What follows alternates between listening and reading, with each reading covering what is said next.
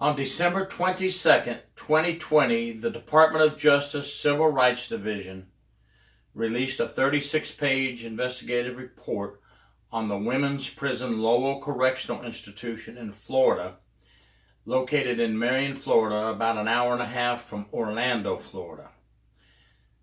A women's prison that was opened up in 1956 and is still operating today and has had a history of sexual abuse by officers. Now, we know that in prison, male prisoner or women's prison, we're going to get sexual abuse allegations. But Lowell has really had its share of arrests of officers and substantiated cases of sexual abuse. And now we have another case from a very high level.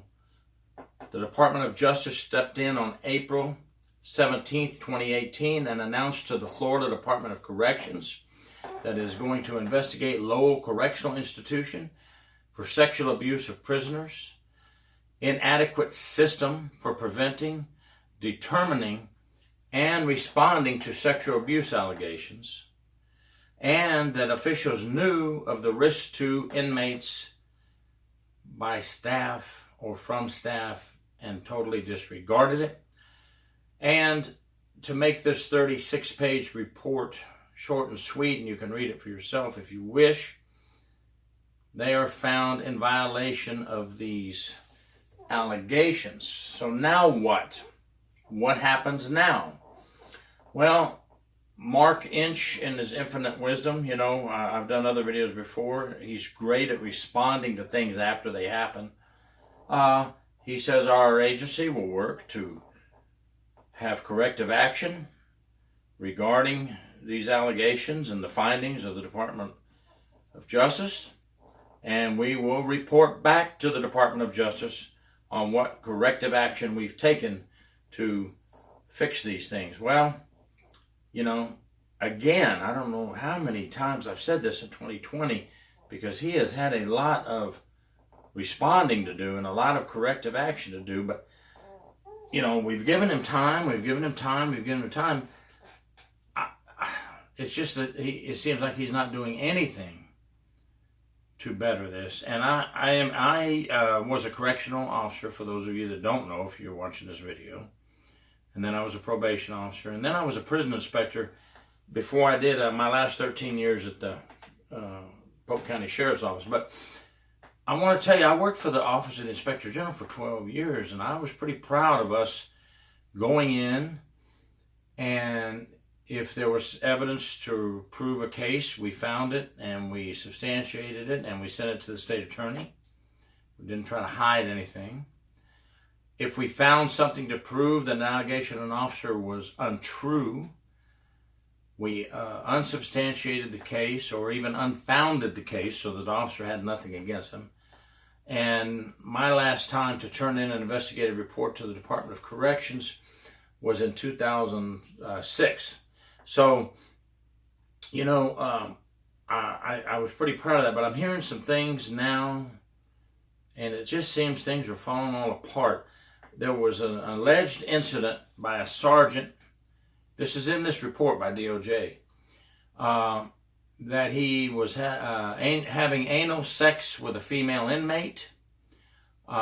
She finally reported it, had some physical issues, wanted her clothing to be taken, but the Inspector General inspector on the case said that the staff at Lowell Correctional Institution mishandled her clothing, and therefore there's no DNA evidence. Now, I've had cases, and some of my colleagues back in the late 90s and early 20s, and we bagged and tagged the clothing and sent it to FDLE laboratory for testing with no trouble.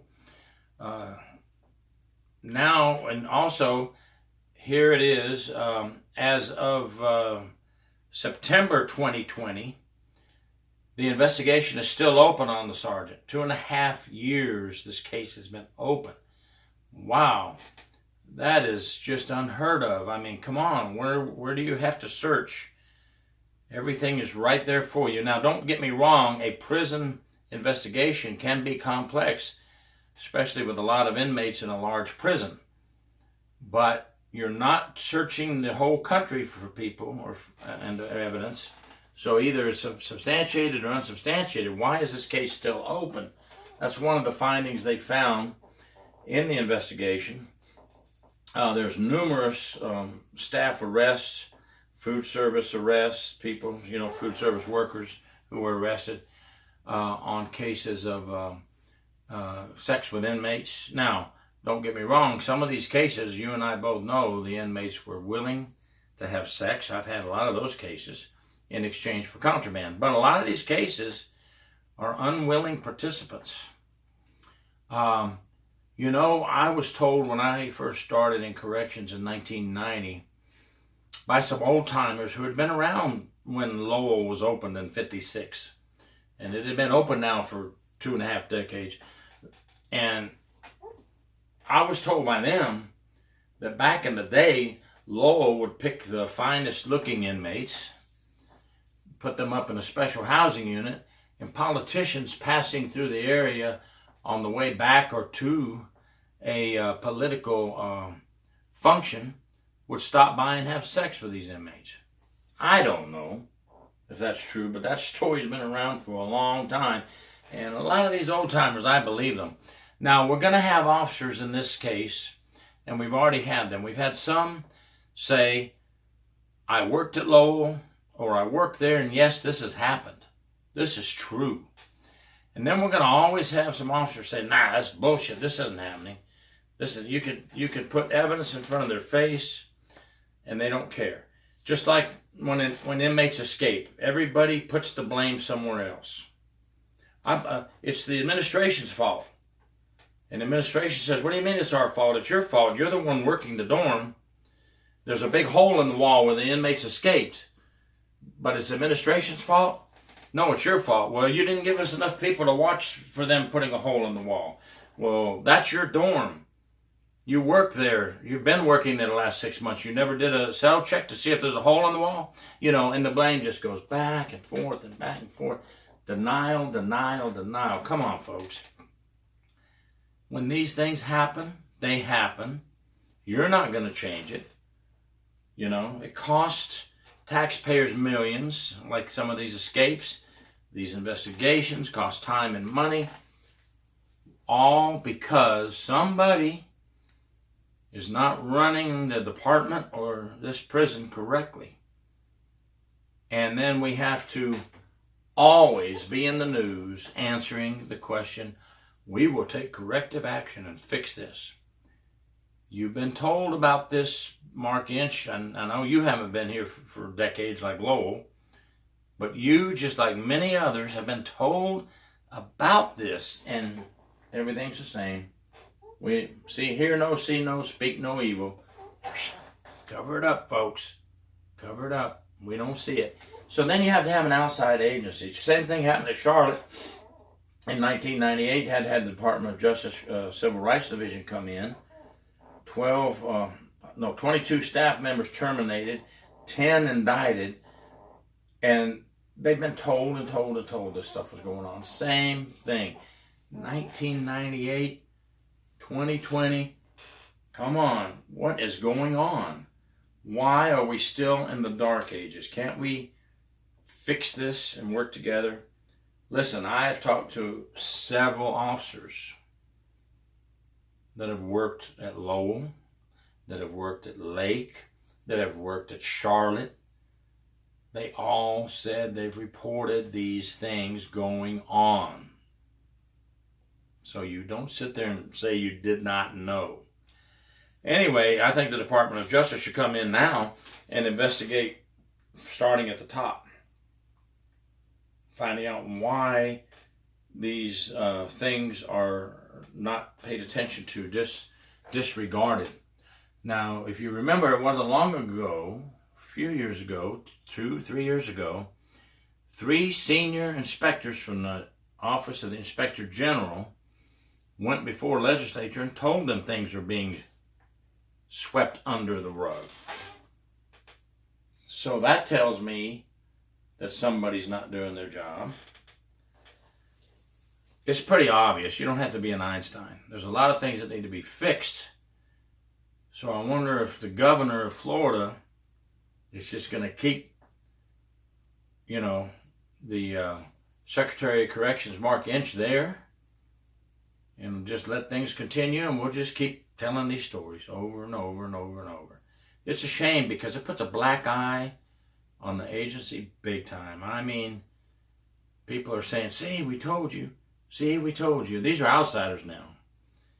Now, I am not going to speak on each individual case that they discussed and found. Some are inmates were willing, but that doesn't make it right. So if any of you want to defend the officers who had sex with these inmates, that's a third-degree felony, having sex with inmates. So don't give me that baloney that the inmates wanted it.